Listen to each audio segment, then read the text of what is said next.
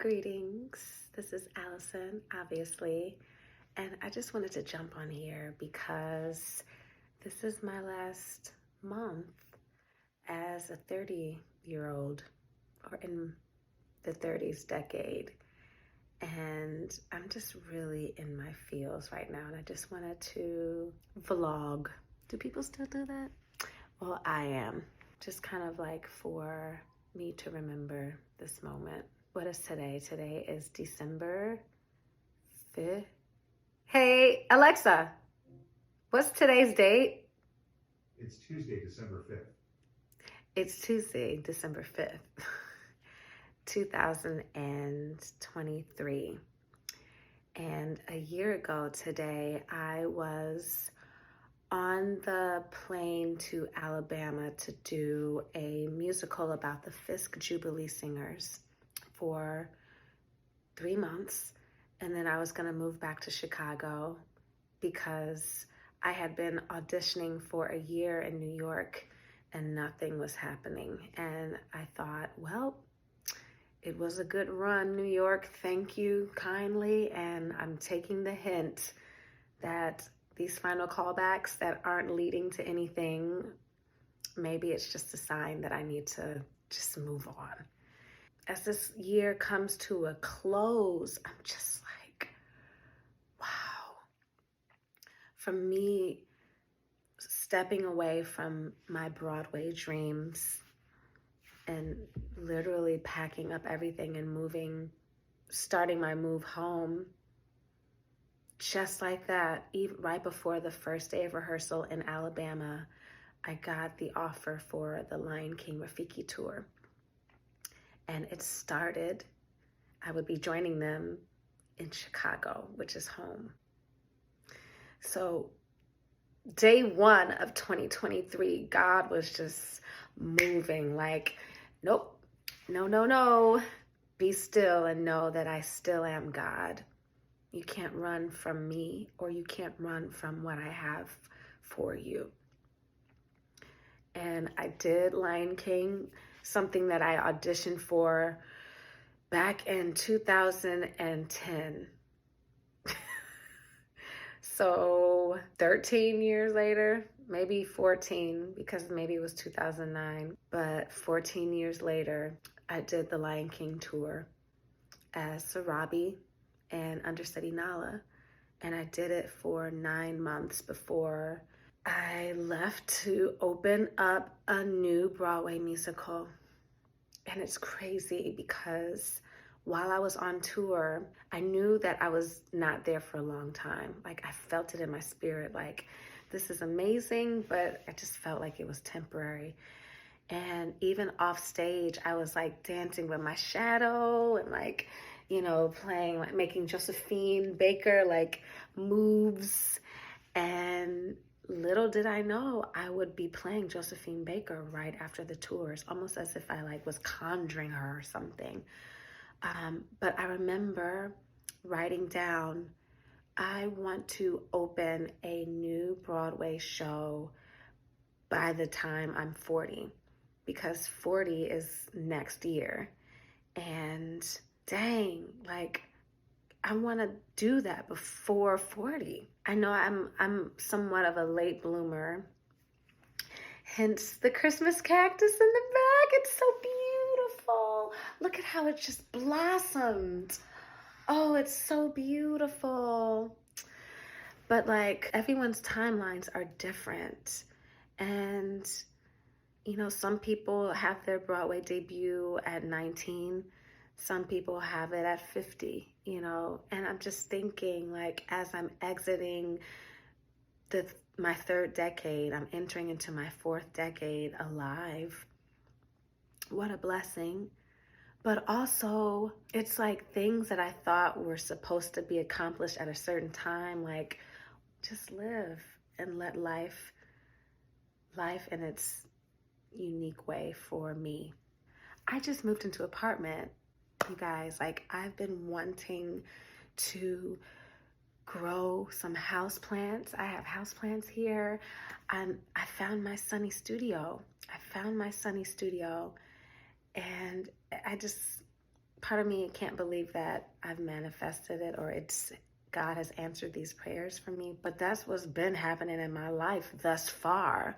Granted, it hasn't been like, there's been some ups and downs. I've been unemployed for so many months, up to a year. I've been working temp jobs and figuring out what to do with my life. And then I've been on top of the world of leading a Broadway show as Diana Ross, and then I've been working at a front desk of some temp job, wondering like, is this my life? It really has been ups and downs, but through it all, my God, who is so kind and loving,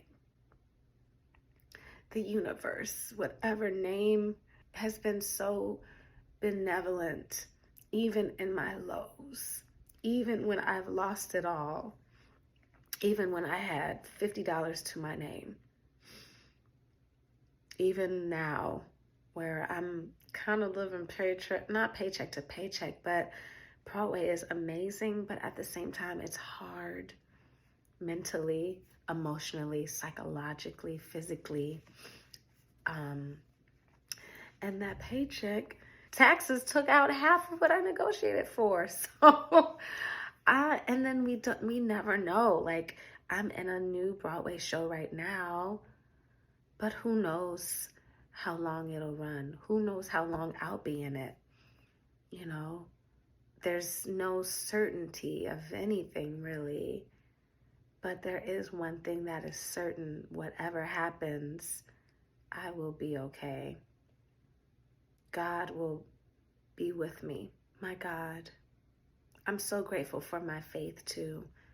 I'm so grateful to have been born into the Christian faith, of knowing who and more so what Jesus Christ consciousness is, what that bleeding heart of love to die for humanity, to realize that you are not separate from the universe, but the universe, the almighty creator, is actually inside of little old us. It's not, we aren't creating the universe, but we are, in a sense, creating our own universes. I noticed that, like, depending on my mindset at that day, or however my mindset is, my reality will reflect whatever I'm feeling. So today, for instance, I'm feeling really tender and introspective, but also open and curious. And I noticed that today I saw the humanity in people walking by. Yesterday, I was like, excuse me, can y'all move? Like, it's like, however our inner world is, we will almost always see it reflected in our outside reality. And so in that, we are made in our Creator's image, in a sense that we are creators as well. So honestly, when I'm feeling like a bitch and I'm rude, for lack of a better word, or when I'm walking and I'm like, I don't have patience for people, then that same rude energy, I will reap it as well. And I feel like that's the secret, because at any given moment, we can just stop, breathe, tap into our body intelligence, tap into not our minds and our emotions and how we feel and not all the circumstances, but just tap into just being. That deep silence within, that void that doesn't have emotion, and it just is existence. It's just life. It's our heart just doing its thing, beating.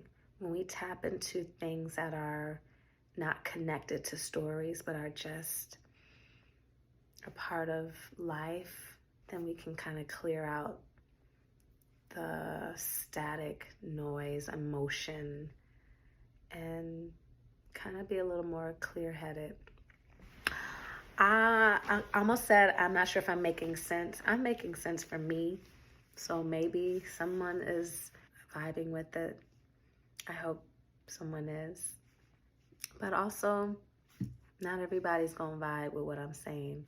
I'm just feeling really loving, I don't know, introspective, grateful, so grateful to God, because I can only do so much of my own will, and then something supernatural assists that. And I think it's because of my mother praying for me, my mother's prayers, my friends' prayers, my own prayers. But I believe and I love God, and I love love, and I love life. I think that's enough, right? Now, tomorrow may be a whole different story, but I figured today I wanted to share these musings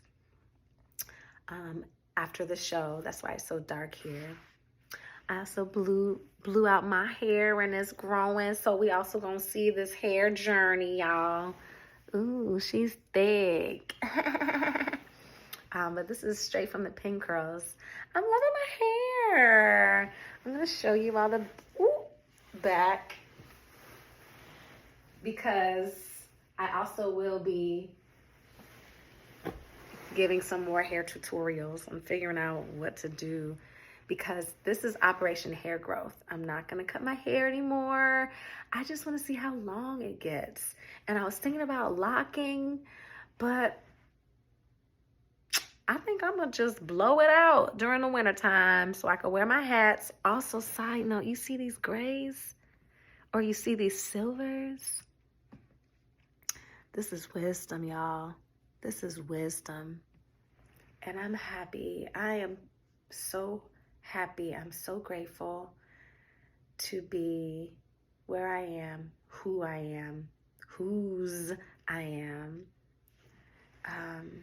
Daughter of a king, daughter of the universe, baby goddess of the goddess, daughter of Adrian Celeste Sims and Emmanuel Sims, some of the coolest, kindest people. I'm blessed that I'm their child, sister of Emil Sims, granddaughter of Queen Vashti Banks, Margaret Sims, Clovis Sims, William Davis. I feel all of my ancestors with me. All right, y'all. Well, that's me today, but I couldn't go to sleep without sharing and documenting this day, these revelations, these reflections at 39, 30 fine, honey, 30 fine. 30 fine. She looks good. She's sleeping well. She's hydrating more. She's loving on herself more. And she's ready for this next decade. All right. Peace, y'all. Be well.